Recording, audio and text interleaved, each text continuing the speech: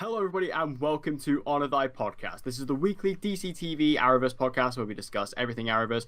I am your host, Declan McKinney. You may know me as the host of DCTV Talk, and with me, as always, is my co-host, Dan McCance, otherwise known as Mulekick Media. Hey, I'm happy for this one because we finally made it. We finally made it. We finally made it to the last one. How long has it been since we last did this? Because we started with Supergirl. Wasn't that like 6 weeks ago?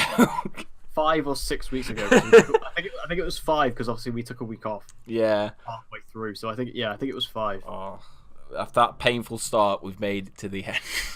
Yes, but now we get to speak about our favourite show. So I think we're going to be a lot more positive this week. Got a lot of cool things to talk about with Arrow. So yes, in this episode we will be doing our top 5 episodes of Arrow season 6, along with all the news. Now we've got a truckload of news. I thought it was a really quiet week, but then I went through my Twitter and yeah, there's a lot of stuff.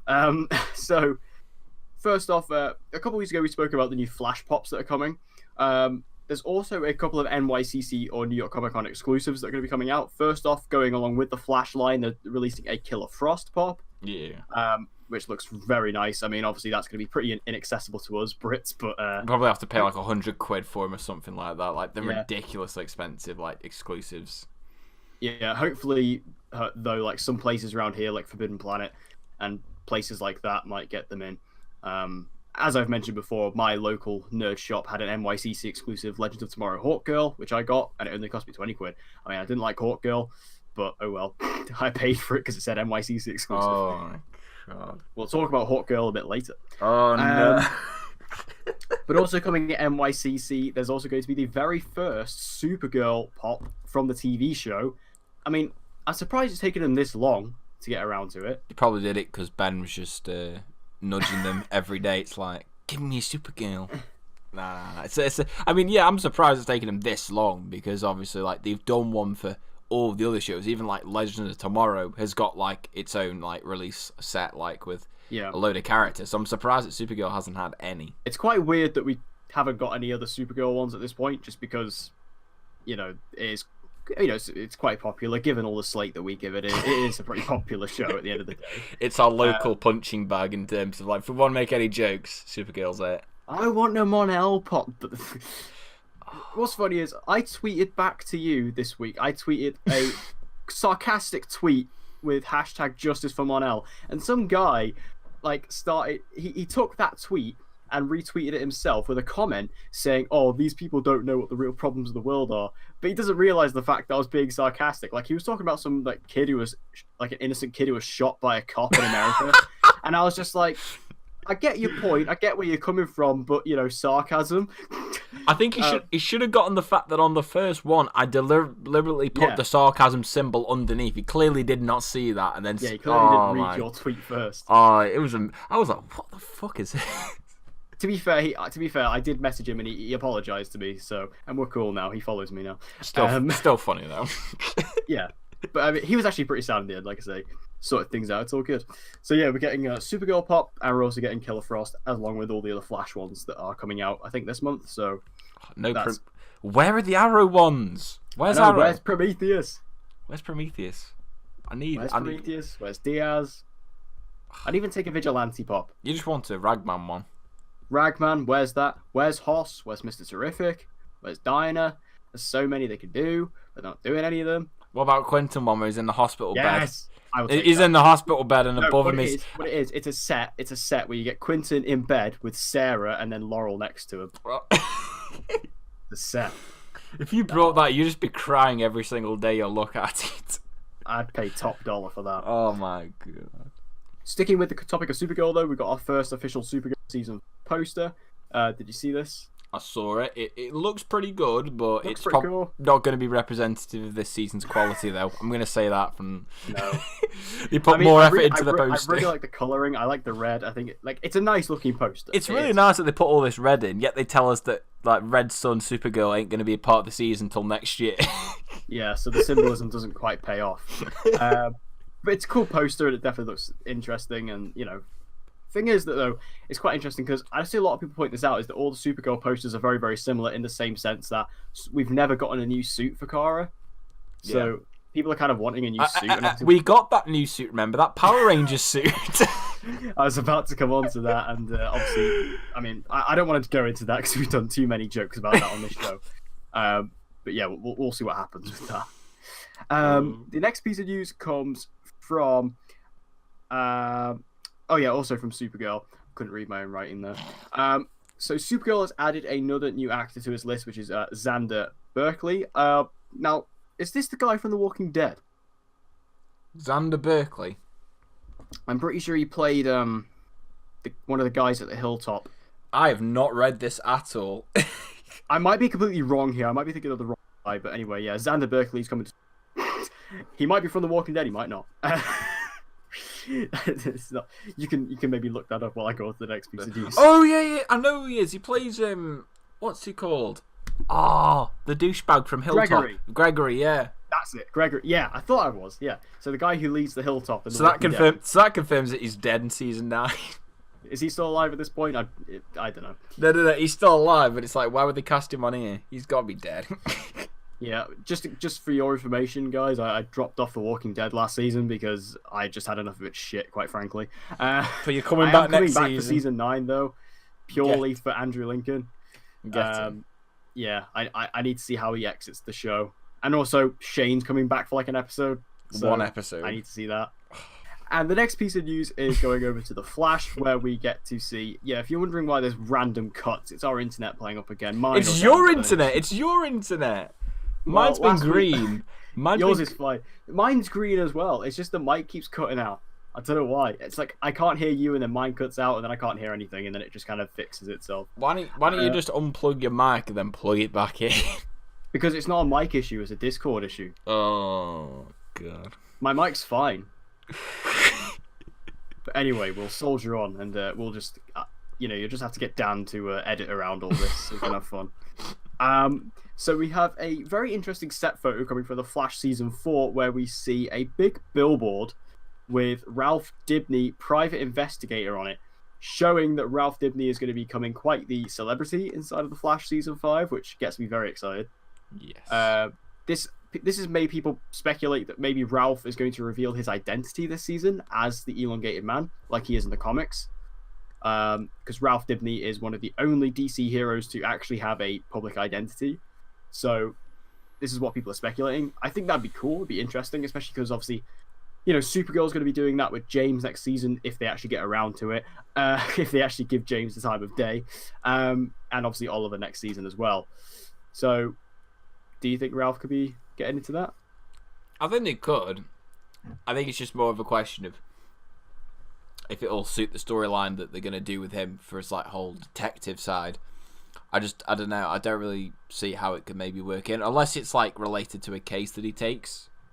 Then I'm not too sure. We'll probably just have to see how it goes. The death of Joe West. The death of Joe West. Yeah, I don't know. Maybe that's what they're going to do. Maybe it's, I don't know. It's just it's interesting because obviously they're linking it more to the comics, but I just don't see how it's going to really fit into a story, given what they've said they're going to do with him this season. Yeah, I like the fact though that he actually is getting his business is booming. I think that's quite cool. Yeah, just to see Ralph's face on a billboard is quite funny in the middle of Vancouver. So sticking with the Flash, I did mention earlier we were going to bring up Hawkgirl. Another set photo has also surfaced of the actress who plays Hawkgirl on set of the Flash for what was supposedly a day, which basically means that she filmed maybe one scene, maybe two. This is very weird to me. Why is Hawkgirl returning to the show? Because why Flash and not Legends? And where's Hawkman? See, the thing is, because them two went off together at the end of Legends Season 1, so they should be together. So it's weird that it's just her. Now, people have speculated to the 2024 article, which it does actually mention Hawkgirl being there, but obviously we're not at 2024. So I don't quite know why Hawkgirl's going to be in this episode, unless it's going to be a cameo or a flashback or whatever. It's just weird. And I mean, when I first saw this, I thought, oh, this is the character who's returning to Legends to, kill them all. But, she was on the Flash set, not the Legends set. Because the thing is, the difference between the Flash and Legends set is the Legends is very much on a studio set, not a outdoor set. Yeah. So that's why you never get Legend set photos, because it's all done indoors, whereas the Flash does film outdoors. So yeah, this is on set of the Flash, and it's just I find it a bit weird. It is strange. Do you want to see Hawkgirl return? Not really, because I didn't like the actress was pretty shit who played it, and her and Hawkman were like the worst parts, or one of the worst parts of Legends season 1. I can't remember what they went off to do. 2 weeks ago, I was a barista. Pardon? I did not hear a single word you said then other than barista. Barista. Oh god. Yeah, I mean, they were easily one of the worst parts of Legends Season 1, and I don't particularly care to see them return. I'm more interested just to see what this actually is, rather than excited about it. I love it if she's not even playing Hawkgirl, if she's just filling in some random extra on set, and she's not actually Hawkgirl. That'd be even funnier. Yeah, I mean, I guess we're just gonna have to wait and see. It's just, I find it weird that this is on the Flash. I just don't see where this is gonna fit in at all. With Cisco's new relationship. See, I said that though.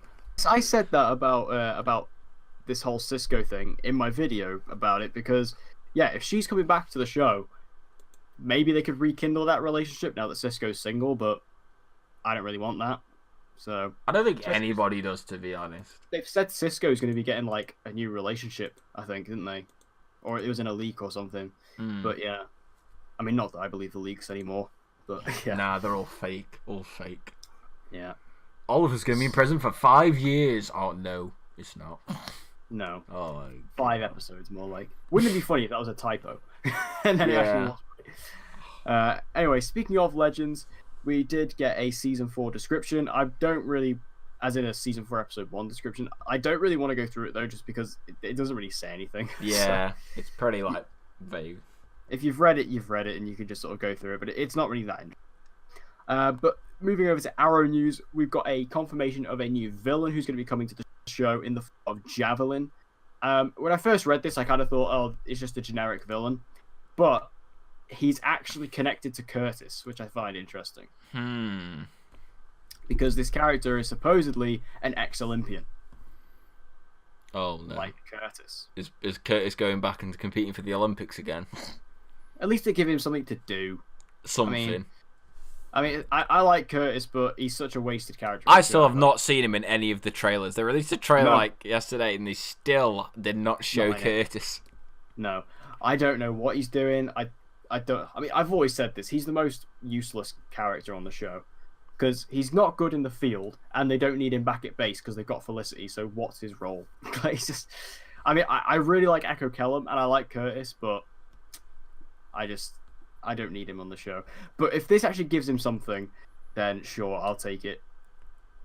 Yeah, I'll take it. I mean, yeah, it's just if they give him anything, anything's better than nothing. But it's just he's not really a character that I particularly really care for all that much. That's the thing.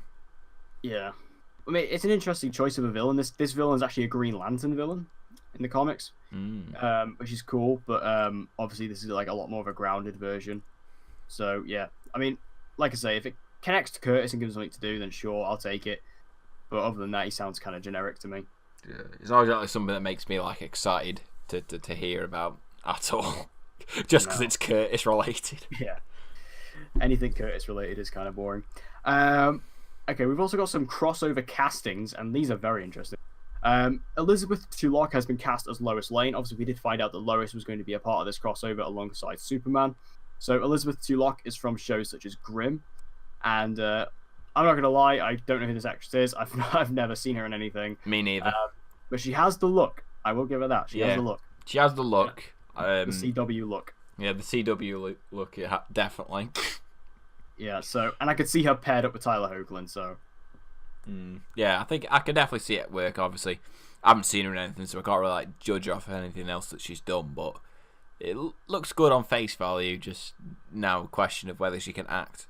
But she'll probably be a better actress than Ruby Rose. I'm just going to say that now. Yeah. I mean, it's very true. It's very true. I mean, I've kind of gone a couple of weeks without thinking about that, but you've just kind of brought it back up again. And now I'm sad. I mean, especially now, now that Dan finally is happy with me because I watched Dredd, I can confirm that Olivia Thirlby was easily the best choice to play Batwoman, but see, the CW thought no. See, you finally understand. You finally understand. We're gonna pander to the audiences, because we're the CW.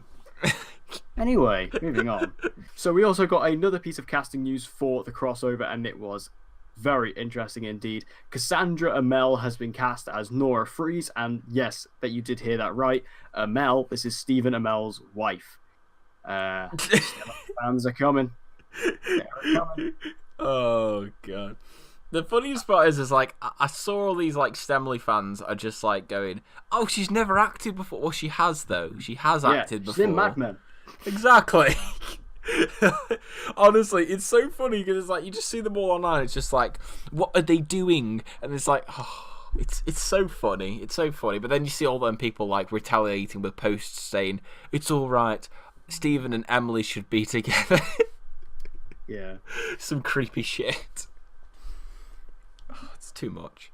Yeah, I mean it's really sad. I mean I saw like people, I don't remember who it was, but I'm pretty sure I saw someone official like connected to Arrow talking about how people like fantasizing about Emily and Stephen and stuff, and it was just like putting them to shame, which was good. But you know, talking about this itself, I think that this is an interesting casting choice for sure. Oh, very interesting. I want to see the dynamic. I want to see if these characters actually, like, if Oliver Queen and Nora Freeze are going to share screen time. You'd have to think they are, and you'd have to think they would, considering it'd be a huge missed opportunity if they didn't. Yeah. But what interests me most about this is that it's Nora Freeze, Mr. Freeze's wife. That's what interests me most about this entire thing. I mean, yeah, it's like, why? Why her? I have to think this is a setup for the Batwoman show. Mr. Freeze could be the main villain, or at least a sizable villain in the show. Because otherwise, why would you have Nora and why would you establish her? If not to give us sympathy and actually help us understand Mr. Freeze's point. Yeah, but if Mr. Freeze ain't in the crossover, though, it's just like, why would you put his wife in? Like, well, surely you'd have Freeze in just like teasing for a bit. I don't know. It's weird.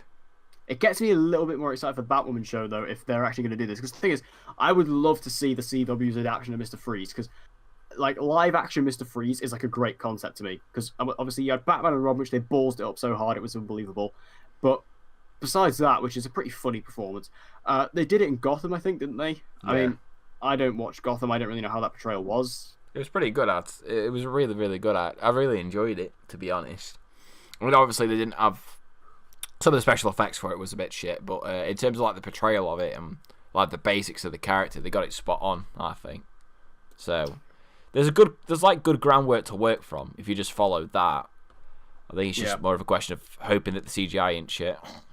Yeah, and also who they cast. Because the thing is, Mr. Freeze is actually a really sympathetic and really quite sad character. He's got a really tragic backstory, so like you need to portray Mr. Freeze in the right way. Because even though he is quite a silly villain on the surface, when you look below that, like I say, he's got quite a lot there. So, you know, they need to kind of play on that. Like, I think the Arkham games do it perfectly.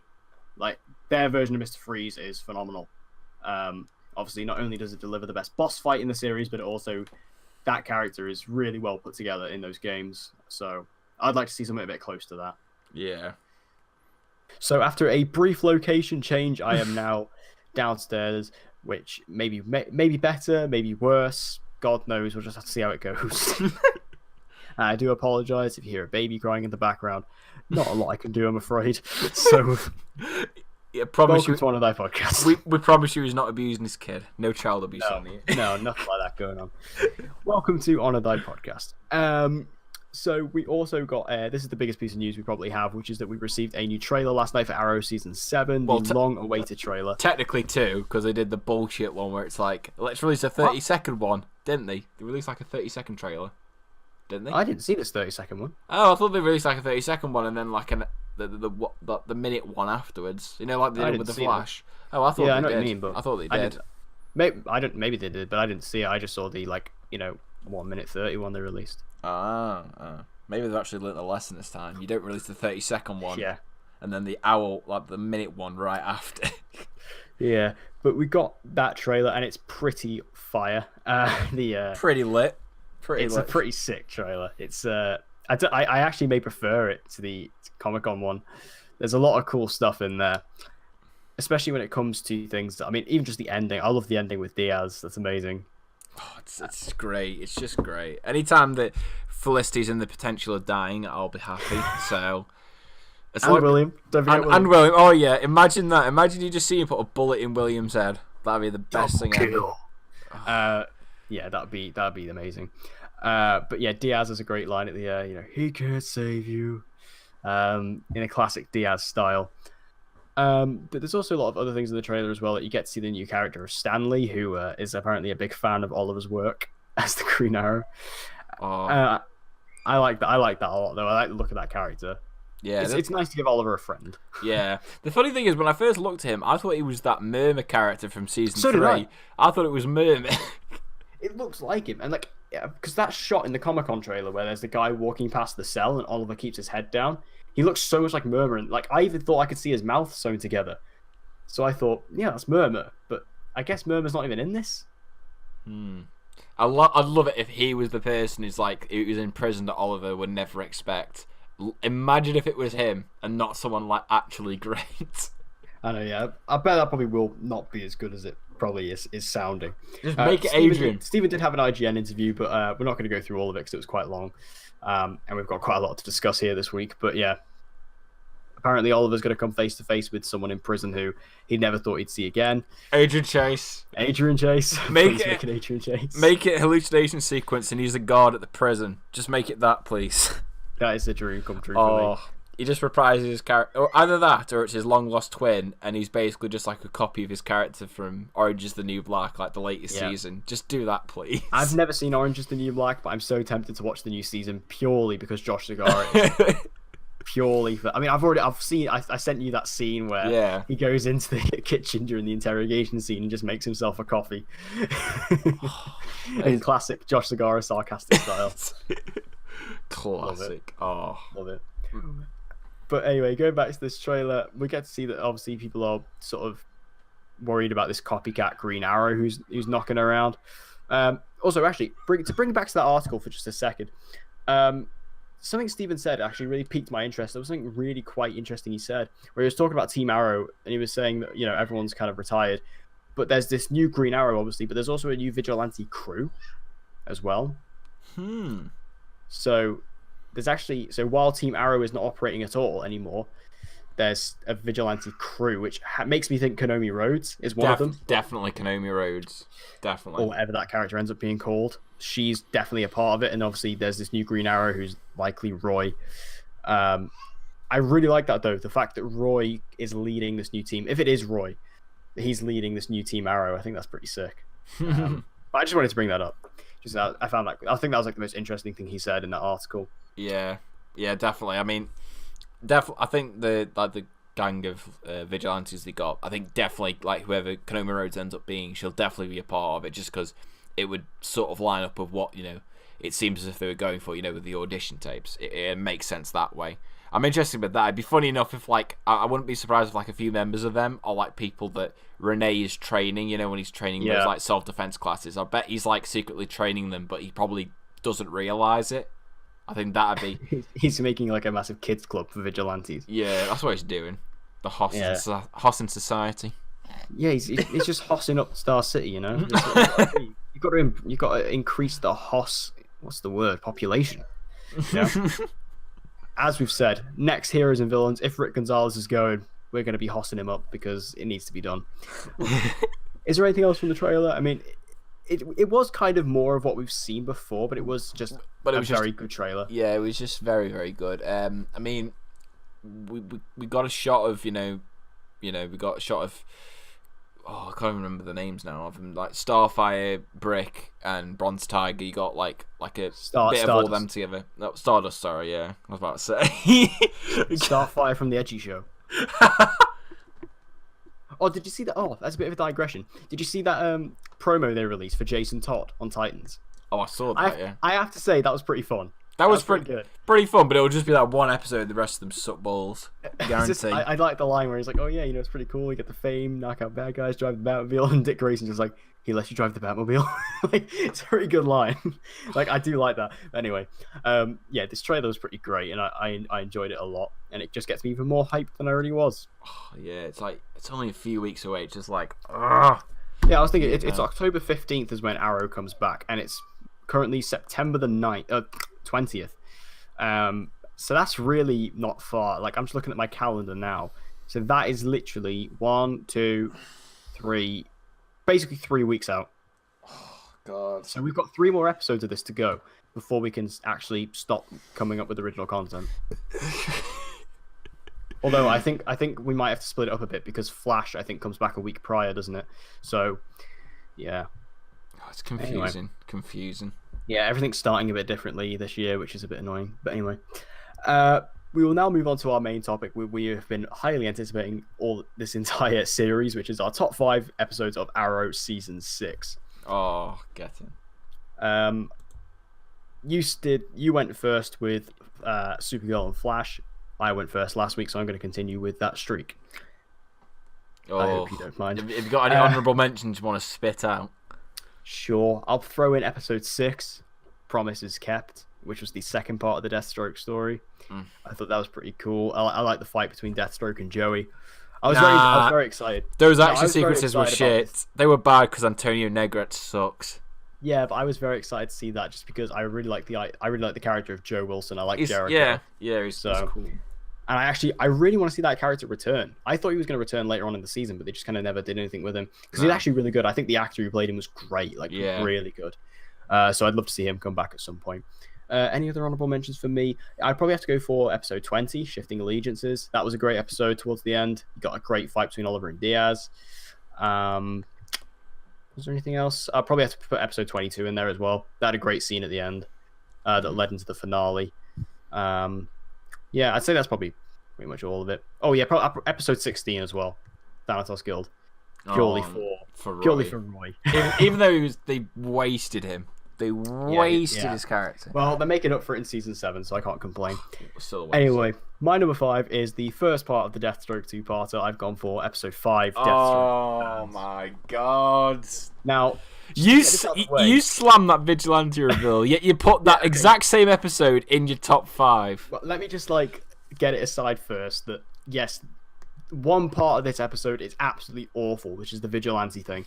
It's terrible. It was an awful reveal. It was so disappointing considering how well they built it up, and they just completely, bricked it completely.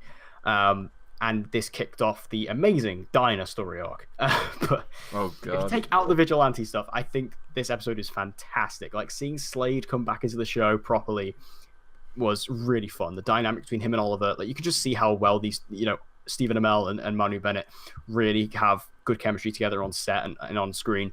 So it was awesome to see that. I love the fact, obviously, they're both dads now, so they were kind of going on this mission together as dads. Oliver with William, and then they were looking for Slade's son, and that was really awesome. And again, when they eventually find Slade's son, because it's really interesting in this episode because there's a scene where Slade gets told that his son is dead, and the acting from Manu Bennett there is outstanding. I think it's maybe one of his best performances that he's ever given on Arrow. So that was really exciting as well. Also, there's a line where someone calls him the Terminator, which is an amazing reference to his original comic days as Deathstroke the Terminator. So that was awesome. And also, the main reason this episode has to go on the list is purely that Deathstroke fight scene. It's just phenomenal. It's so good. If they're still doing this Deathstroke movie, if that's still on the cards, which I don't think it is, but if it is, it will be, because Gareth Evans has said he's doing it. Yeah, but the people have said things. You've not seen the Raid movies? They're like the best action movies ever made. They're amazing. Yeah, so I've heard, but watch them on YouTube. But I know how good the action is. So if you take that director, mix it with this style of this type of action sequence where it's just Deathstroke just storming a facility, taking out everybody, that's a winning combination. But I think the Deathstroke movie needs to take notes from this, because it's just so well done, the way he's just, using all of his variety of weapons. He's very skilled, you can see that. And yeah, I think this episode's great overall, minus the vigilante stuff. I think it's, really awesome. Great. Just seeing Slade. Oh my word. How are you saying the episode's great, yet there's like 15 minutes of the side story that you don't like? The thing is, I didn't want to fill my list with the last 6 episodes because you can do that. I wanted to spice it up a little bit. And again, the reason I took out 20 and 22 is because them two for me weren't particularly too memorable. They kind of just, 22 I think is very good, but it's just, for me, I remember more from episode 5 and my number 4 pick than I do from 20 and 22. So that's why I went with it. So my number 5 is episode 5. I'm disappointed. Your number 5, sir. My number 5, okay. So my honorable mentions, I will not mention the Deathstroke 2-parter. They're not on the top 10 because, like I said, the first part is good, except for the fact that the Vigilante story sucks balls. That's why it can't get on, because everybody knows Declan is Mr. Positive, I'm Mr. Negative. I will always be more harsh because Mr. Negative, like because I have higher expectations. Declan watches shit movies and still recommends them. This man will. And don't say you don't, because you do. I just like people to make up their own minds. Yeah, you want people going to... Which probably defeats the object of me reviewing films, but hey. Exactly. I've also got number... Check it out, Declan McKinney on YouTube. I review films now. Jeez. Yeah, let's not talk about DCTV talk. He's shutting that channel down.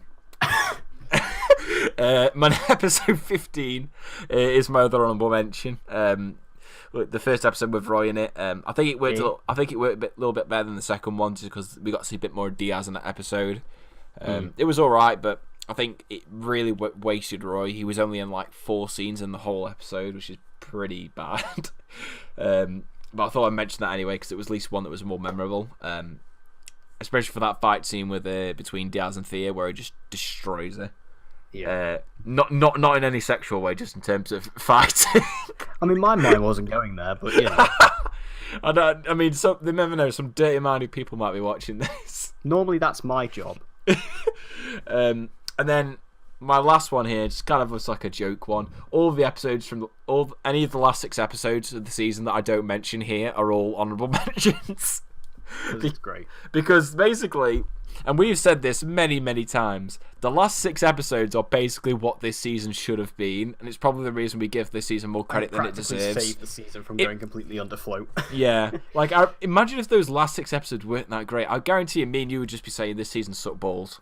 We would be saying that easily. The thing is with season 6, I think it's quite interesting because obviously it had a very rocky start, and it was very up and down, very inconsistent. Yeah. So when you get to episode 13, there's like a step up there when Diaz takes over, and then you get 15, which I think is another step up, and then obviously you get 18. Yeah, but you're forgetting 14, which was a pile of shit. Yeah, I know. Obviously there is a step down there, but also 15, and then you have like 17, which is a step down, but then you get 8 onward.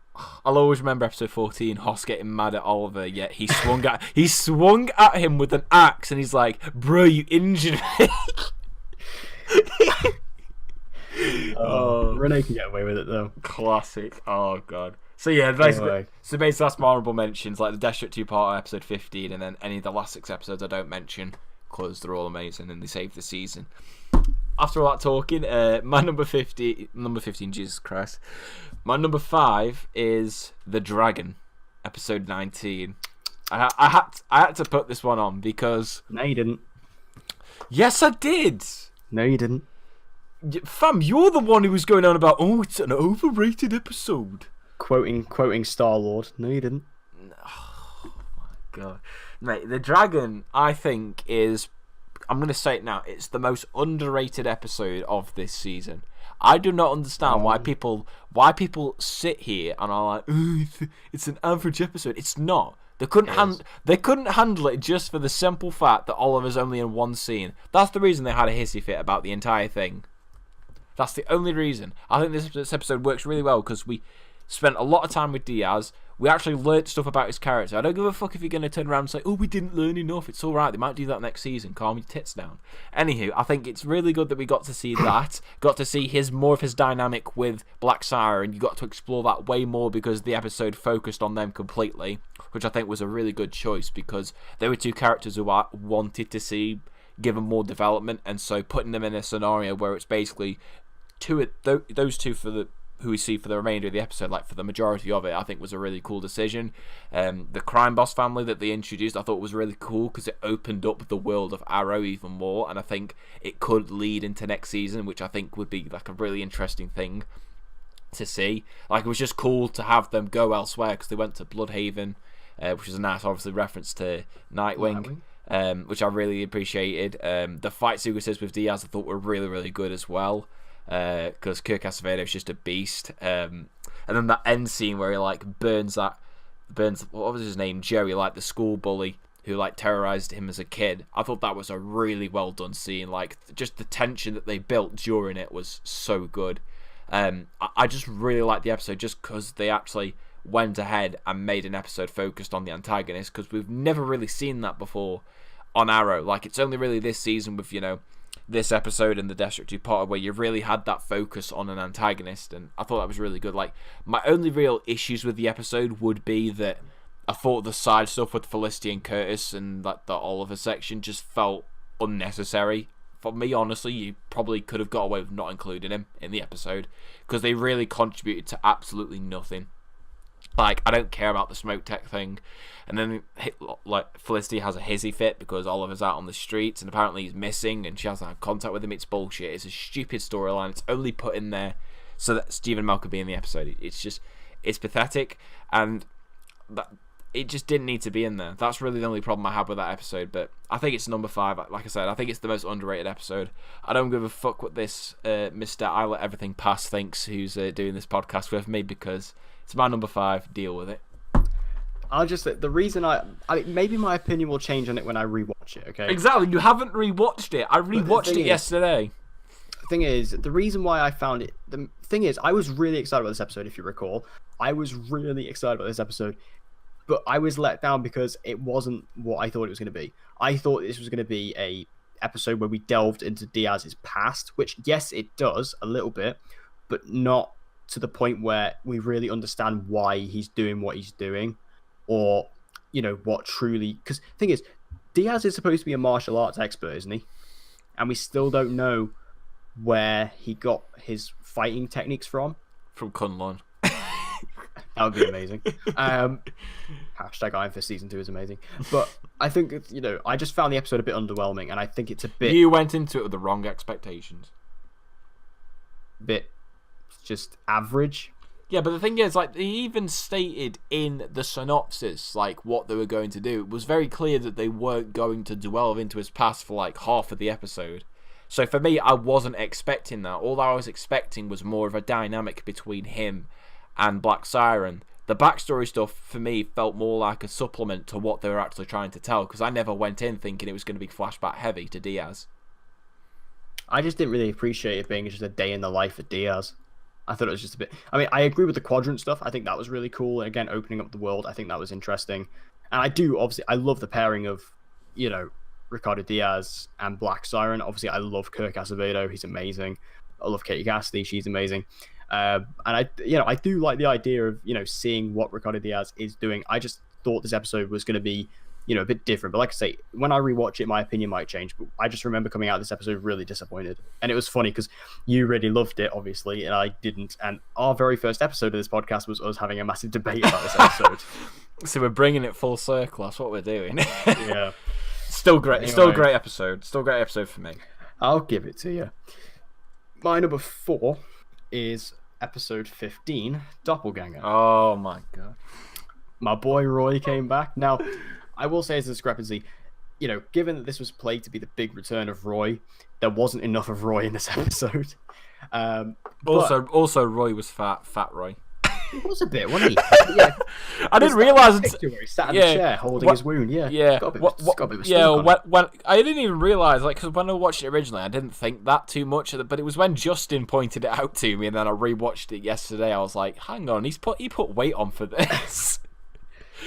I guess. You can't really blame him. He's not really been doing much for the past 3 years. Team Wolf. Team Wolf. Exactly. No, I mean the character of Roy. He's been sitting in the back of a van eating donuts for his 3 years. Pretty much. But this episode was pretty cool overall, I think. Like I said, I think because this was the first episode where Diaz really got to play as the villain. Yeah. Because he only really got the end of episode 13. He wasn't in 14, and then we got 15. So he was a big step up. Obviously, he kidnapped Roy. He was going to get Roy to testify against Oliver, and that was a cool little storyline that they hinted at. And again, like having Diaz's little like fight club that he had was pretty cool, and he had some really good lines with Diaz or with Roy.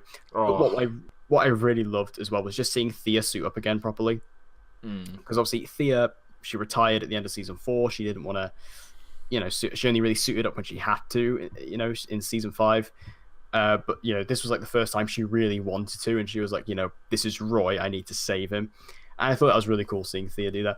And this led to some really cool fight scenes. Like we got that fight in the hotel with Oliver, Diggle, and Thea. That was a great scene. It was very well choreographed. I don't know. Some of the camera work was a bit sloppy because I couldn't See, tell. I like the camera work. I couldn't tell what. Yeah, but I couldn't tell what was happening some of the times because it was like they're trying to obviously follow it in like kind of. I don't even know what they were trying to follow it as, like the trajectory of an arrow, because I couldn't tell. But it was like the camera movements were they were a bit too jarring because at times I couldn't tell what was happening, like what they were doing. Like, I thought it was cool. I like that fight. But then also this leads into the Thea versus Diaz fight where, again, she gets absolutely destroyed by Diaz. But then also we see Oliver just run in and just tackle him to the ground, which is a great moment. Cheated. But also, like, there's a really awesome moment I love in this episode where Thea goes into the hotel room and Oliver uses a firework arrow as a distraction. Oh, that was amazing. Cool. Very, very comic book silly, but it works very, very well, and I enjoyed that a lot. But yeah, I thought this episode was great. I just love seeing Roy again. Again, having Roy as a series regular in season 7 is like the best news ever. Just need Rory back as a series regular, will be good. But well, I can't have that. I can have Roy, and I can have this episode, and I enjoyed it a lot. So that's my number 4. I mean, I like this episode, but it's just, I mean, I'll put it on my honorable mention. So I did enjoy it. It was just that, compared to the other ones, I just don't think it stood out as much. Even with Roy, like, because he was so underused in the episode, it didn't really stand out to me that much. And like, I enjoyed the stuff with Diaz. I thought that was cool. He had some good lines in the episode. But I don't know, I just found the episode quite unremarkable when I looked at the grander like context of it. Because really, I think this episode should have been a lot bigger. Like, especially when you've got Roy back, like for the first time in 2 seasons, and it's like, I don't know, it just. I felt underwhelmed by it just because I feel like the episode should have left more of a mark, considering, like you said, it was like Diaz's first like big proper episode, like as the main antagonist. And so I mean, it was a bit underwhelming, I think, with Diaz a little bit, but also with, I think it's mainly with Roy why the episode came across a bit underwhelming for many people. I mean, for me, I was just super happy to see Roy, and it did surprise me how they brought him back in. I thought Oliver was just gonna like call him and get him in, and I was waiting for a scene where he's like on the phone, like a cliffhanger ending where he's like, I need your help, sort of thing. The only thing I will say though is like, and they've still never addressed this plot point when it was like Diaz's men were holding like Roy captive to give evidence as the Green Arrow. Hang on, doesn't Star City at this point think that Roy Harper is dead? Yeah. Like, so that they never addressed that, which is pointless, and it's like I have to give like minuses to that because it's like it's a blatant plot hole that they didn't take into consideration because this is Mark Guggenheim. He doesn't give a fuck. Yeah, because like at the start of the episode you have Oliver in the thing with those 2 like corrupt lawyers, like the DA and everything, and they're just like, oh yeah, we've got to testify. It's like, who? Roy Harper. Shouldn't the judge have been like, he's dead, mate? He's like, what are you on? Oh my god. Jesus Christ. Anyway, number 4 for you. My number 4 is going to be The Devil's Greatest Trick, episode 13. Everyone's going to be surprised to put this one on here because Caden James is in the episode. But I like this episode. I'm just surprised it's on your top 5. The reason I put this on my top 5 is because literally it's the only episode from before episode 18 that I can honestly say that is one that I could like definitely rewatch the whole way through. I enjoyed for a lot of what they did in this episode. I think it's the only one where I honestly felt like I was invested with Caden James as an antagonist because of the flashbacks and because they actually bothered to explain more of his past. Because like I think I've made it like well documented like on my own channel and on here that I hated Caden James as a villain. He was boring. He had barely any personality or motive other than, oh, you killed my son, which is once again the dead family member trope which they used in season 4. No, not season 4, sorry, season 5. They used it in season 1 as well. They used it in season 2, sort of, with like Shadow dying and it was someone Deathstroke cared about, like that kind of thing. It was just overused. He didn't stand out. But in this episode, at least with the flashbacks, they gave him an actual personality. They gave him a bit of sympathy and to like relate to him. And that was cool, except they should have done that from day one, and maybe I would have cared about him more. But I do appreciate that with him. I thought Michael Emerson has some really great scenes, because like it's a shame because he's a great actor, but they just gave him nothing to do apart from this final episode. Like there's that one scene where it was like, what was it? Where he has the trigger for the bomb. You know, when William tries to take it off him, and he gets it back, and he sees I don't Oliver. want to remember that. No. It's the one where it's like, he gets the bomb trigger off William, and then Oliver like hugs William because he knows he's gonna die. And in that moment he realizes that those two have a relationship that he never had with his son. And like Michael Emerson's performance after that, I thought was phenomenal. Like it's probably my favorite bit of acting from him in the whole season. I thought he was amazing. I really liked it because the stakes really felt big. In a way, this should have been, for me, the mid-season finale. They should have made this the mid-season finale because the stakes they felt so big and kind of unusual for an episode of its placement, which I guess was cool, but I think, definitely would have worked better as a mid-season finale, but I liked it nevertheless. I liked the fact that we got a little bit more of Diaz in this episode, kind of like planting the seeds for what he does at the end of the episode where he kills Kane and James, which was a moment that had me like fist pumping in the air because I was like, get in. and then the end result was it was okay, but a bit disappointing, but I enjoyed that about it.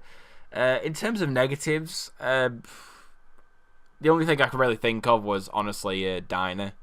Like this was like kind of the start of Bitch Dinah, where she was just like, oh, I'm gonna kill Laurel. Like she gets to the stage where she wants to kill Black Siren, knowing that it will like cost the entire city, because if she dies, the bomb goes off, everyone starts that he dies. But she's like, oh no, I want to kill Black Siren. Honestly, it's pathetic. It's so stupid. And that like her in this episode, and like I want to say until about 18 was like her worst in terms of like as a character. Yeah. She was like unbearable in this episode. She's like the only real issue I had with it. But other than that, I really enjoyed the episode. I think, like I said, I just really enjoyed it because of the stakes that were in the episode. It did a lot for Caden James as a villain with the flashbacks. I love the bits that we got with Diaz. I thought Black Siren was really good in the episode. The advanced like her and Quentin's storyline. I'm sorry I have to bring them up to traumatize you, but they developed that further, which I really liked. There was also that hit me like a bullet. There was also that amazing line after they like stop Kane James, where like what was it? Renee turned out and says, "By the way, guys, this doesn't change anything." He doesn't say Hoss, but he's very close to saying the trademark line, so that earns it bonus points. We come so far, and then we just had to, let it all down. Yeah, it's like, just so you know, this don't change anything. Just one more word, Renee. And you could have made that scene perfect. You could have made that scene Emmy worthy. It would have made if he just said this doesn't change anything, Hoss. I would have put it at number one. one. I'm still waiting for my Renee Ramirez backstory episode. Although to be fair, I guess we got that in season 5. But and that's probably the worst episode of season 5. Anyway, moving over to number 3. My number 3, I have gone for the season finale, Life Sentence. I kind of wanted to go higher with this, but I couldn't really. This episode's amazing. Like, such a good ending, such a good conclusion to the season. Really left it on such a high note. And, obviously everyone talks about the ending, Oliver getting arrested. That's a great scene. I love the speech that he does. Yeah. Like, I know that speech word for word. It's just wonderful. I think Steven's acting is really, really well put across. And I'm still waiting for where's the soundtrack? I'm still waiting for the soundtrack because the song that plays in that scene is great. Oh, I think it's like, I can't remember when season 5's came out. I think it was like right at the very end of September. So I think it'll be like within the next week. I think. I hope it is. I need that dragon theme as well. That's one thing I will give the dragon. It introduced that amazing theme song for Ricardo Diaz. It's amazing. I will give it that. Because that scene is like up there with Prometheus's. It's just whenever I kill someone in Call of Duty from camping, I'm just gonna play that song in the background. Yeah, it's just that is amazing. But anyway, also like the music that plays in Oliver's speech, I think it's great. The fact he gave himself up, and obviously this I speak about this probably every week, but Quentin's death is so it just hit me. Like, having a character like that who's been there from the pilot, been on pretty much every episode of the show pretty much up until this point, and to just have him go out like that. While his death was off screen, unfortunately. Well, I say unfortunately. I don't know if I would have liked to have seen that. But, or would have made it maybe even more worse for wear. But again, seeing Quentin die was really, really sad. And I was crying my eyes out. And we got Sarah back for this episode, and that even just added more to the sadness. Like, I always bring up the line where Oliver turns to Sarah and says, "I'm so sorry." Like, that breaks me. And just everything else about that scene is just, and again, it leads into that scene where Oliver does the speech and gives himself up as the Green Arrow and then goes to jail. And even just that end, the final scene where you see him actually walking into prison, the gate closed on him, and then the gate closed on the prison itself, and then Arrow. It's just an amazing ending. But even outside of all that, there's a lot of great moments in this. Like, you get to see Oliver's like reconciliation with all of New Team Arrow. Like, he gives Diggle the suit, reconciles with him a little bit, and then you get to see him obviously talk to Hoss after that, after his scene. And they get to see that. I mean, they kind of reconciled at the end of episode 21, but you get to see them do that again here. You also get to see him talk to Dinah, which them sort of finally reconcile as well. They practically save Dinah at the end of that scene there. I mean, they don't quite redeem her, but they do kind of... She ain't redeemed yet. I hate it. No, she's still a bitch. They gave her just a little bit of a hint of something to kind of go into next season. So we didn't go out absolutely hating her, I suppose. I still sort of hate her. Yeah, well, that's just you. Again, you're Mr. Negative. No. I like Juliana Harkavy, but I just don't like Dinah. I can say she's great because I met her. Oh my! Just saying. I'm just saying. Okay. But we also Laurel got Lance is better. There's an amazing emotional scene as well, which I will say, Rick Wallace, as much as we paint him as a joke on this podcast. He was great. He is great in this scene. Yeah, where he thinks he's about to die and he calls his daughter and does the speech there. It was a great scene. And I actually did quite like a lot of Wild Dog, especially towards the back half of the season. In these sort of last few episodes, I thought he was great. And again, that scene proves it. And just all the action as well. Obviously, we got the amazing Oliver versus Diaz fight, which again has amazing music. Just give us the soundtrack. Just give us the soundtrack, CW. Season 6 arguably has one of the best soundtracks of any season of Arrow. Rivaling like season 1's. Like 1, 2, and 5 have the best soundtracks. God. Yeah. I need season 6. Just give it to me. Just give it. It's the same song they use in the season 7 trailer. Yeah. So, but yeah, that Diaz fight where they're just on the roof fighting in the rain is great, and obviously leads to how Diaz escapes with Black Siren screaming him off the roof. Also, I will say as well, Samandra Watson she was actually bearable in this episode. She actually was tolerable. Oh God. Yeah, she was actually tolerable in this episode, which was quite nice because she got a lot of problems throughout this season. Early half of this season, she was awful. Like one of the worst characters, easy. Yeah, but she sort of came around in the end, which was nice. Although she actually takes a bit of a leaf out of Renee's book when you think about it. After Quentin dies, and she says this doesn't change anything. Imagine she just turned around and said Hoss at the end. Oh God! And then Renee's like, "You're still on my lines." Oh God! Oh no! The Wi-Fi. What's happening? What's happening to the Wi-Fi? It's not as bad. So unfortunately, she doesn't say Hoss at the end of her statement either. But imagine if she did, and then Renee just turned around and is like, "You still in my lines?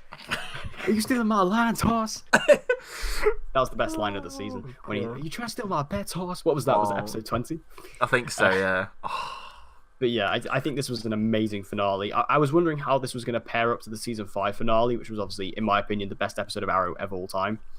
I was wondering how it's going to pair up, but it's very different because obviously Arrow season 5's finale was so big in scale. It was basically like the culmination of 5 years. 5 years, yeah. Whereas this was a lot more personal, and it was kind of a deconstruction of Oliver, and it's kind of like the launch of Arrow's kind of new generation in a way of how it's going to be going forward. So it was quite interesting in that sense, and I thought it was a very emotional episode. It had the punches, and it ended off the season in a brilliant way.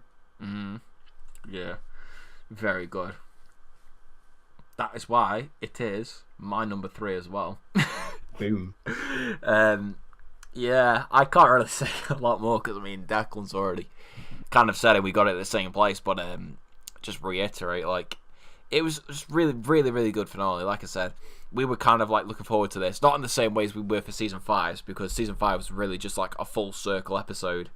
But this, like you said, was very much more personal. It was very much more about what Oliver Queen, like, and the Green Arrow represent of each other, and how it really like references all the way back to the first episode of the season where Slade tells to Oliver, you and I walk between two worlds. We can only do that for so long.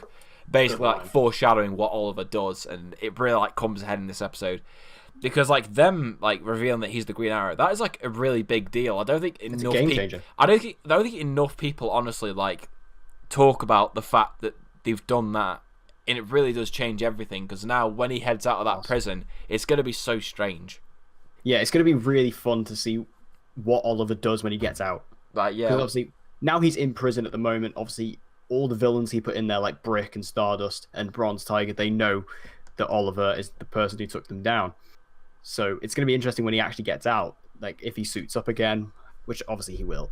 But, you know, how will the public perceive him? What will happen? So, yeah, like you say, it's a game changer. Yeah, it's just massive. And there's so many great things in this episode. I mean, like Quentin's death, not great as in I wanted to see it, but in terms of the actual moment itself, it was amazing. I think the scenes between, you know, Paul Blackthorne and Stephen Amell this episode were just honestly amazing. They were so good. Like, you know, there was the one earlier where they like reference back to the like polygraph test in season 1. That's a great moment. That was really good. And then obviously the last interaction, like where Oliver basically calls him his dad.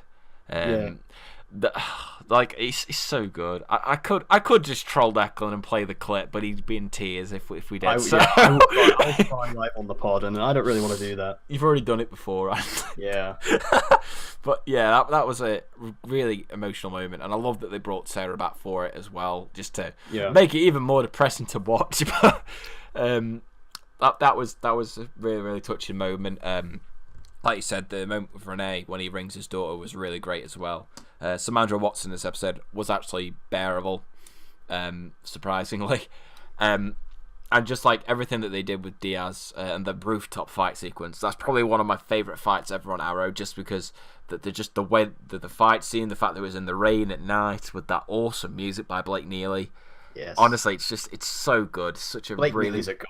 He really is. Yeah, I mean, he doesn't get enough credit. No, like, because the soundtrack for Arrow, I think, is probably my favourite, just because there's so many memorable like tunes that they get. I think music really makes Arrow. I think it really does. Like, I think, you know, so much of the tone and so much of its ambience really comes from its music. Especially like the season 1 soundtrack is iconic at this point, and even just as simple as the hook. Yeah, just like that little like beat hook that they have. It's just like, I think he definitely deserves more credit, because what he's done has just been so good, and just the entire episode I thought was amazing, just including that sequence as well, and just the way that they end it with just him going into prison, and the way it's just like, it's just such a big episode for Arrow, not just in terms of the season but moving forward. And like I said, it's easily my favourite, like one of my favourite finales that we've had, which is saying something, because we've had some really, really like great Arrow finales and some awful ones, mainly season 3 and 4's, but very, very strong way to end the season. And I just thought it was a really nice way to cap off these like last 6 episodes where it really just picked up in quality. So yeah, that's my number 3. Same for you as well, because I think we both like hold this episode to quite high standards. I think a lot of us do as well. So easily my number 3. Your number 2? My number 2 is, and this is where, this is where the arguments are going to start. Our top 2 is the same, but they're switched. My number 2 is. Don't say it. Don't. It's Fundamentals. I'm sorry. No, 18, you betrayed Josh. You betrayed Josh Segarra. As much as I love Josh Segarra, and he was easily the best thing about this episode, is seeing him return. It's just, you know, any excuse to have Adrian Chase back on this show, I will take it. I mean, I'm not a big fan of Vertigo. I'm not a big fan of, you know, these hallucination things. But if that was the excuse we needed to get Prometheus back on the show, I will take that. And again, just seeing Josh again was incredible. And just see, you know, the way he first shows up, you have the knocking throughout the episode. and then obviously he just comes out the elevator and shoots Oliver with best the gun moment of the entire season. That's the best moment of the whole season. There is no disputing. The bit in the elevator when he comes out is the best moment of the whole season. Hello, Oliver. Long time. It's the best. It's the remnants where he shoots Oliver with the gun he shot himself with, and he has the scar where he shot himself in the head. I think it's just, and the fight between them as well, especially the fact that Oliver kills him, is very interesting to me. Yeah. The fact that he's got him in the headlock like he did in the finale, and he's do it, Oliver, do it, and he actually does it. He snaps his neck. It's very interesting. But I mean, obviously we all know how amazing Prometheus is. We all know how amazing, and I could gush about Prometheus for like days on end. But if we just push Prometheus aside a sec and discuss about some other things in this episode, one thing that I think this episode is really good with is obviously for the action as well. Just apart from that, seeing Oliver in the hood outfit. Oh, that was bad. And the opening fight scene as well. Yeah. The opening fight scene. He literally takes on the entire police station. He takes on the entire SCPD to get to Diaz in the hood with the grease paint. This is like original season 1 Oliver just taking down all these guys and just, and there's even another scene where he comes face to face with his season 1 self. Oh, that was great. And you see how far he's come and how different he is at this point, where you see season 1 Oliver, who's so angry and screaming at him. He's like, there was never supposed to be a team, only the mission. And he's like literally like referring to the list and things like that. And it was just, again, you see how far Oliver's come in the 6 seasons in comparison to his season 1 self. And I have to say, what really knocks this episode out of the park for me is the scenes between Oliver and Quentin. Oh, I knew you were gonna say that. And it's not, and this is obviously before his death, so this isn't even like a remnant thing. These scenes, because as we said in the finale, Oliver is Lance's son. He really is. Like, yeah, he basically is. He really is his son at this point, And I've seen people like Jarwin talk about this. Oliver lost his father, Lance lost both of his daughters. And, there's like a symbolism there. But like the scenes between these two, because this is at the point where everyone has left him. And there's so many, like the acting between these two is so emotional. And I was literally, even Stephen Amell is like on the verge of tears in these scenes, where he looks at Quentin and says, why does everyone keep leaving me? And just stuff like that. And you even get a lot of comedic lines. Like, he says to Quentin, why do you stick around? He says, well, you're going to give me a raise. and you get moments like that. And funnily enough, Quentin actually becomes the mayor at the end of that episode. So he actually does get a raise. But yeah, just all those scenes just blew me away. And, you get so many good moments like that. And just seeing, these two great actors act at each other is really powerful. And I think it just, again, it adds so much levity to that final episode as well. Just seeing these two. The fact that Quentin stuck with him throughout this time was wonderful. And yeah, I loved everything about this episode. I can't point out a negative. Can't. It's not my number 1, but I can't point out a negative. If you can't point out a negative, it should be your number 1. Right, well, what we'll do is we'll do this a little bit separately. Instead of just like jumping around, you can just go straight to your discuss this. Straight to my number 1? Yeah, because your number 1 is fundamental. So we'll just continue on with fundamental for now. Alright, so fundamentals is my number 1 because it is the best episode of the season. Wrong. No, to be fair, I completely understand. I completely understand. I agree. Like, all right, the perfect episode. All right. These 2 episodes for me are. Can I give 21 a 10? Yes, I can. I can. But the reason this one goes above it is simply for like Josh Segura. Yes. I can't not love this episode because he's in it. He's so good. Like he's just the best. Like him and Oliver. Like there's so many great moments that Oliver has. Like, but not just by himself, but with Josh, with Paul Blackthorne. It's so good, and just having Adrian back was so good to really just see and hammer home like how much of an impact like Adrian has had on Oliver. Like how the events of season 3 still haven't left him.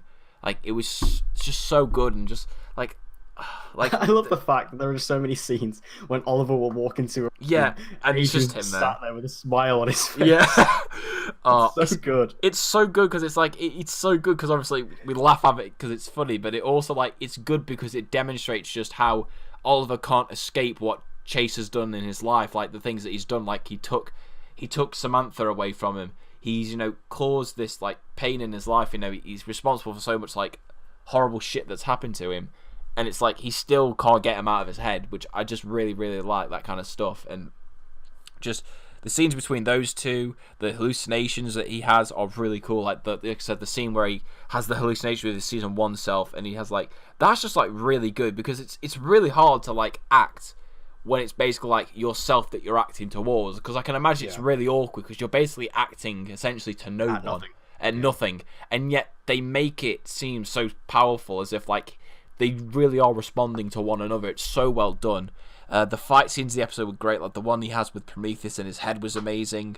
The fight scene that he has at the police station, the SCPD, was amazing. Like so well done. Really harkened back to that season 1 feel, just in terms of the grittiness of it. Really, really good. And like the scenes between him and Quentin are amazing. Once again, like really helping to hammer home their relationship, and because really this season really just did show how far the two of them had gone. From the scene in season 9 where Quentin gives Oliver that what was it, that watch. Watch. That was like literally the only redeeming scene from that.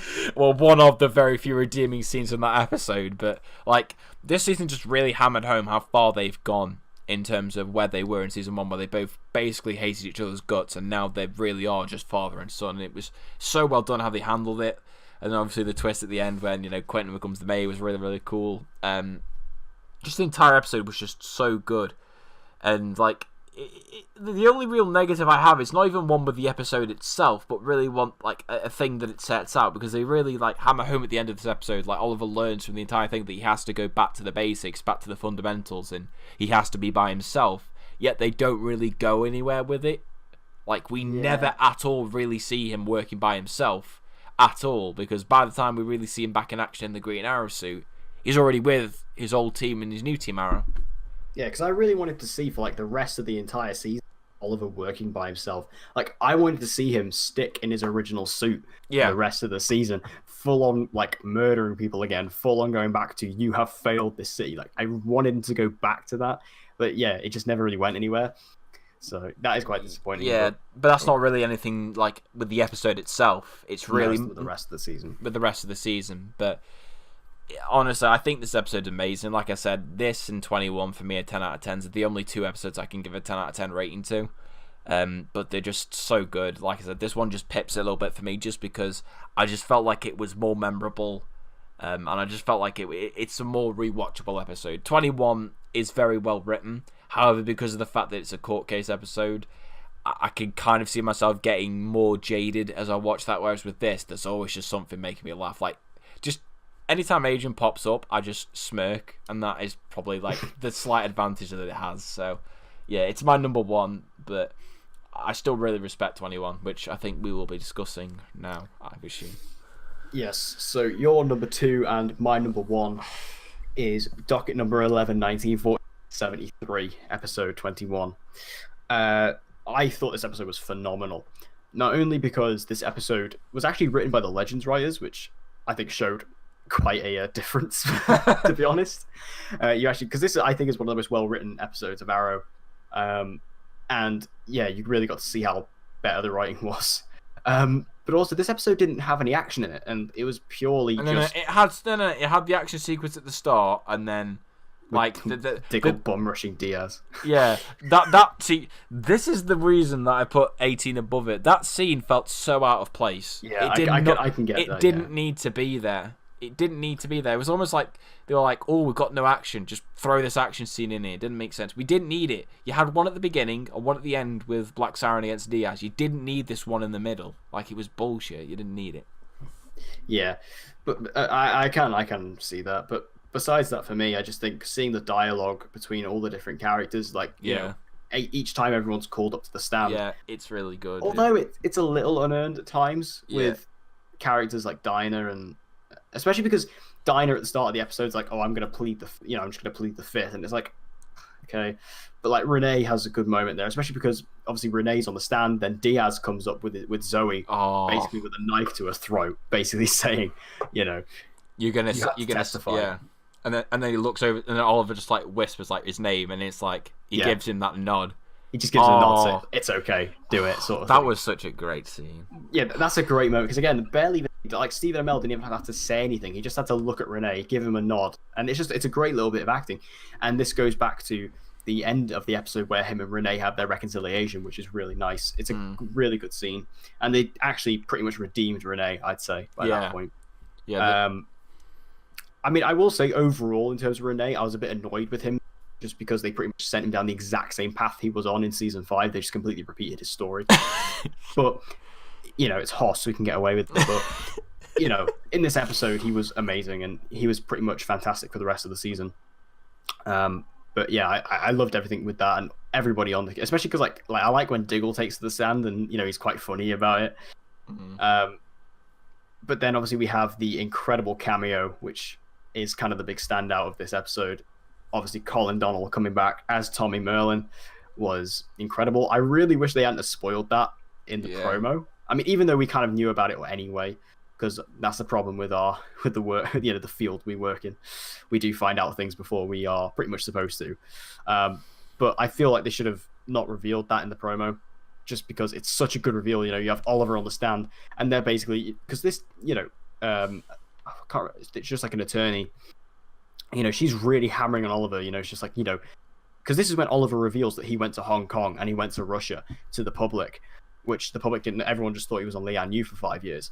But now this is when he's revealed. He's like, okay, so you lied about 3. You know, you lied about 3 years of your life. What else have you lied about? Yeah. And then that's when the Green Arrow just crashes through the roof. And I love Oliver's reaction because even he didn't know about this. He didn't know this was going to happen. So like he sees the Green Arrow crash in, he gets sent off. The Green Arrow gets brought to the stand. He pulls the mask off, and it's Tommy, and he just doesn't even know what's going on. Like Oliver's face, he's just in pure shock and confusion because it's just Tommy.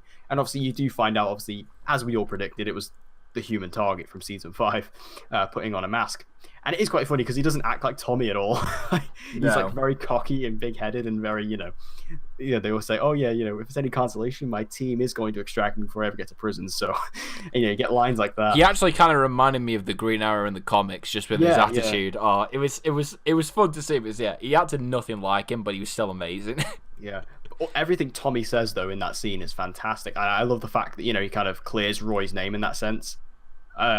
You know, he says, oh yeah, Roy did it to protect me. I'm not about to let Oliver take the blame for me the same way that Roy did, and things like that. And then he clears up Renee, you know, it's like, well, I think he was being pressured to, and things like that. Like, he has like a really good attitude, like you say. It was really fun to see that. But also, like I say, like, the end of the episode was phenomenal. Seeing Tommy, once again, is always a pleasure. Anytime they can get Conan Donald back on the show, like when he was in Crisis on Earth X, when he came back as Prometheus, was, you know, just absolutely outstanding for me. And for me, like, this episode is the one that stuck out to me the most throughout the entire. This is the one that, you know, I kept going back to. I mean, not that it was hard to go back to because it was towards the end, but, you know, even after this episode, like, I was like 22 wasn't as good, and then the finale was great, but it still wasn't 21 for me. So this is the episode that just stands out the most to me personally, and I loved pretty much everything about it. And also, one more scene I want to mention as well is the scene where he's talking to the lawyer, like his lawyer, who, can I just say as well, that lawyer has been in this series like ever since Moira was on trial. She's like a Queen family lawyer, which is really fun. Like, I think she was like Thea's lawyer as well in season 1. Do you remember when she had like that drink driving thing in season 1? Oh yeah. I'm pretty sure she was Thea's lawyer back then as well. So this actress has been in the show forever, but it's really fun to see it. And there's a great moment where, you know, because she doesn't know that she's trying to defend the fact that Oliver's not the Green Arrow, but she doesn't actually know if he is or not. And she pulls him aside into a room and says, "Are you the Green Arrow?" And Oliver, quick as a flash, says, "Yes." Just straight up says it. He says, "Yes." And then she says, you know, "Oh, well, why don't we plead everything the Green Arrow's done for the city? Why don't we show her everything, how good he is?" And things like that. And that was a great scene. I just love the fact that, you know, Oliver's just like, "Yes, I am the Green Arrow." He just says it. And I think that's great. So yeah, this episode for me was the most standout, and for me, it's the one that I remember most when looking back on season 6.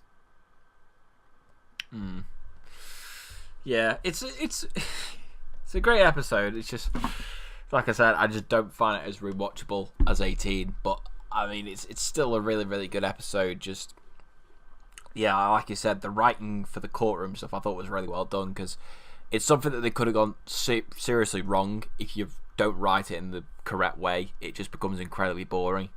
But like the way that they wrote it, and like the way that it was just, you were always engaged, you were always on edge as to what was going to happen. I mean, I had an idea that Oliver was going to make it out, but there were points throughout the episode when I watched it the first time round where I genuinely didn't know what was going to happen, which is, I think, the way that you need to write something like this.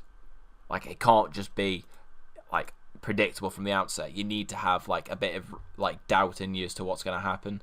I thought they did a really good job of that. Renee, like you said, I thought was really good in the episode. They really redeemed him in this episode. Like, I was starting to get like him like the first, I think, like episode or two beforehand, like when they started to make his character like a bit more likable. But this was the episode that really turned it around for me for his character. Just like I said, the way that they did his character.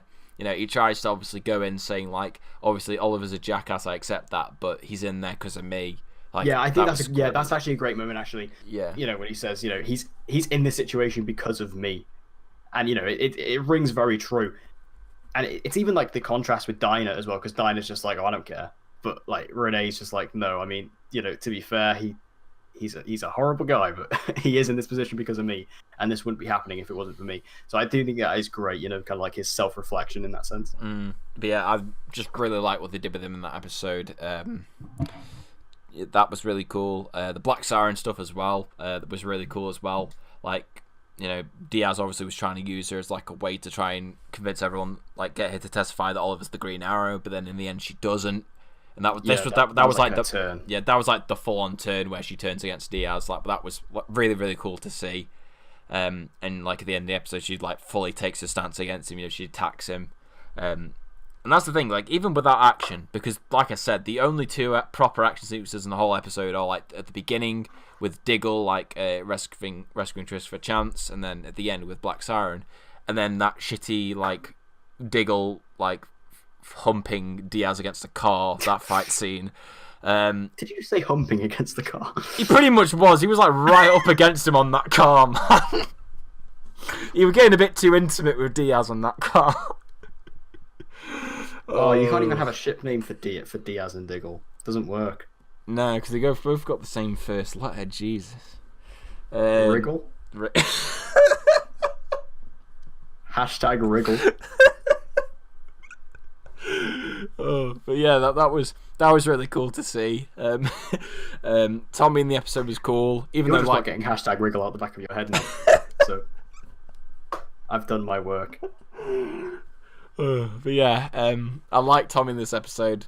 Even though, like we said, he acted nothing like Tommy, but he was still great because it was Colin Donnell, and we love him. Christopher Chance was great as well. We shouldn't omit him because he was cool in the episode as well. Really enjoyed him in the episode, his presence as well.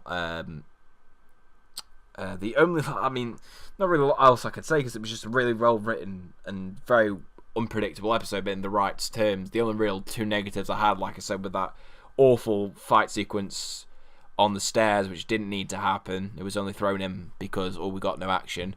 And then the others, and then Jake, what was his name? Jake Moore's acting in that scene. Oh with yeah, Oliver. actually, yeah. Let's backtrack a sec. That scene is like his acting in that is just shit. I mean, I've been on many rants about this scene before, but the scene where Oliver has to talk to William is basically like, oh yeah, I might be going to prison.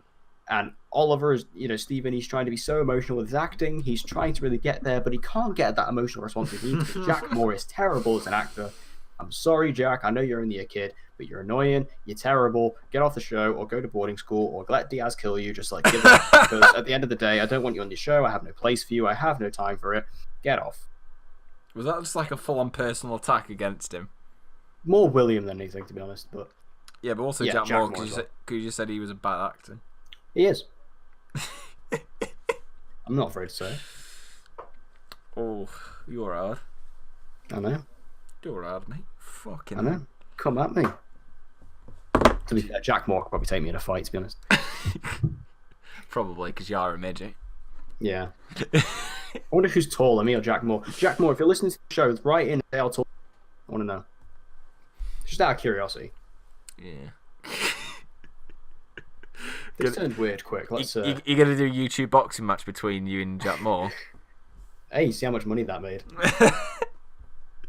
It's all a publicity stunt. Oh god, but yeah, I mean, I love the episode. Like I said, it was just those two bits I wasn't a fan of, but yeah, it's still a great episode. I still give it a 10 out of 10, but it's just not as good as 18 for me. Well, there we go. There is our top 5 episodes. So yeah, just in case there was any confusion, my top 2 was Fundamentals and docket number 11, 19, 41, 73, and Dan's was the other way around. Yeah. Overall, I mean, I think I'm a bit more positive on this than you are. Just because, again, I'm Mr. Positive, you're Mr. Negative. No. Yeah, but that's the thing. You are so forgiving. I want improvement. You're just saying, like, oh, it's all right. I'm an Arrow fanboy, and I'm not afraid to admit. Exactly. This man turns around and still says he enjoyed season 4. That's when you know he's deluded. Yeah, I can't help but agree that, I enjoyed season 4 in places. No, you didn't. It's shit. Season 4 is awful. It is unwatchable. The thing is, I'm not afraid to admit I'm an Arrow fan. Exactly. Yeah, but I will forgive Arrow no matter what. That makes your opinion invalid. So, but I do recognise that season 4 is terribly bad. Exactly. I just don't mind it. No, it's shit. I would rather cut my dick off than watch season 4 again. 2 times is enough. The second time was the worst because I knew what was going to happen. I think you might be lying, I'm not lying. I can't believe you just lied to me just now. Exactly, like there. That's an awful moment from a shit crossover episode. They made the crossover episode shit. That's how the season's awful. Not gonna lie, I didn't like that crossover. Exactly. In general. Exactly. And how? Because it had the Hawks in it. Exactly. So how can you turn around and say you enjoyed the season? Anyway, we're not talking about season 4. We're talking about season 6. Oh my god. Overall, I like season. No. See, Rocket as a quality with the season. Enjoyed it. Like I said, it's got some really good episodes. Has amazing music. Still waiting to get it now. But I think it's a great season. Season 7 is.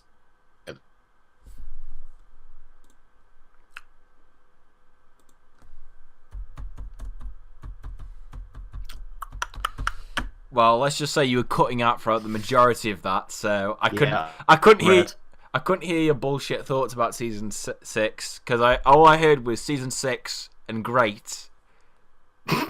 That's all I heard. Don't tell me you said those 2 words together. Yeah, I may have done. I was on.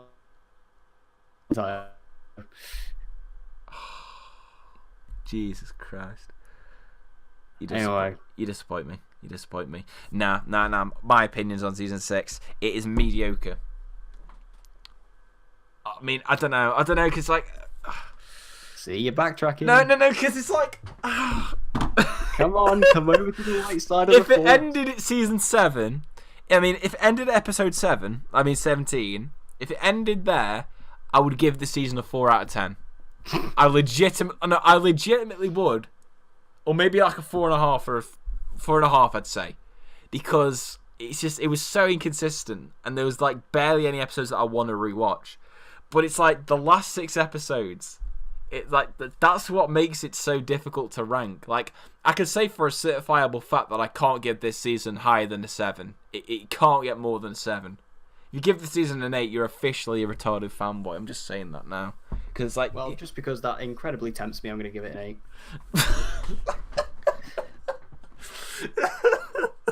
Get off this podcast. Leave. Also, one thing actually, as an honourable mention as well, not the episode, but a scene in it. Right, episode 17. The argument between Oliver and Diggle. Right, while the justification is awful and it makes no sense and it's completely out of character for Diggle and it's a complete disservice to David Ramsey as an actor. The acting is good. The actual scene between them 2 arguing, I love. I think it's so good. I love that scene. But anyway, I just wanted to mention that because you mentioned 17. I like that scene a lot. It's like I can't rank the season in my head properly. Like, for me, it's smack bang in the middle. Yeah, it's smack bang in the middle. Like, definitely season 3 and 4 are worse. It's definitely nowhere near as good as 5, 1 or 2. But it's like, in terms of rating, I'd probably have to give it a 6. Like, it's just a straight up 6. Because, like, I love that back half. The back half is amazing, but I can't ignore the fact that there's only like really 5 episodes out of the first 17 that I'd want to rewatch. That's 12 episodes where it's just like me going, can't be arsed. Like, that's good, easily like half of the season. So for me, I feel like if that's the case, then for me, I can't really say that this season deserves higher than a 6. Like, what's the point if you're only ever gonna want to rewatch just over half of the episode? I can't see how you can give it more than 6. Like with season 2, I could rewatch almost every single one of the episodes. That's the reason I rate it so high. That's the reason it's like a 9 or a 9.5 for me, because I could rewatch almost every single episode and not feel like bored or thinking myself it's shit. Whereas with this, easily half of the episodes I can. So yeah. Well, I liked it. So. Oh my god. And before we end this off, I've just seen there's been some breaking news live that I've just come across. Some more crossover casting news, which we'll just quickly go over now that it's here. Oh no. So Jeremy Davis, who is from Lost. Jeremy Davis. I can't. Do I remember him? He plays a character called. Okay, it doesn't say what his character's name is on the show, but he is going to be playing in the crossover a character called Dr. John Deegan, who is a doctor at Arkham Asylum. Oh. So Arkham is going to be in the show. Oh, damn. So we're getting Arkham. That's interesting. God. So Dr. Deegan just might be crazier than the inmates he treats, and as such his machinations will draw Green Arrow, the Flash, and Supergirl to Gotham City, and that, I believe, is the first indication we have that a sizable chunk of the crossover will take place on Batwoman's home turf. Yeah, definitely. I mean, if they're going to have him and like making a big deal of Arkham Asylum, it's got to be. God. Yeah. That came out of absolutely nowhere.